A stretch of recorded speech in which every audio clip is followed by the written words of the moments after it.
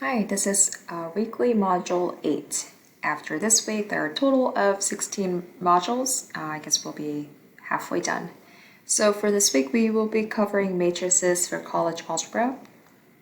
So we will be going over how to create matrix from a system of linear equations, and we will be also covering how to solve any size system of linear equations using the matrices.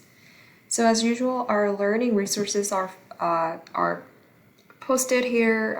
We have the PowerPoint and the walkthrough video of the PowerPoint. And if you need help with any additional help or resources, they're posted here, videos and links, and also practice websites.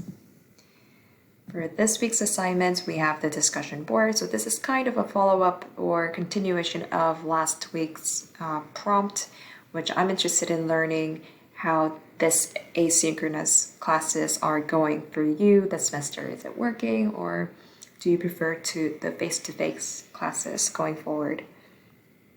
We have our Module 8 assignment, and it's going to be on 7.6, and we have these following practice problems listed, and both of the discussion board and this homework is due by October 25th by midnight.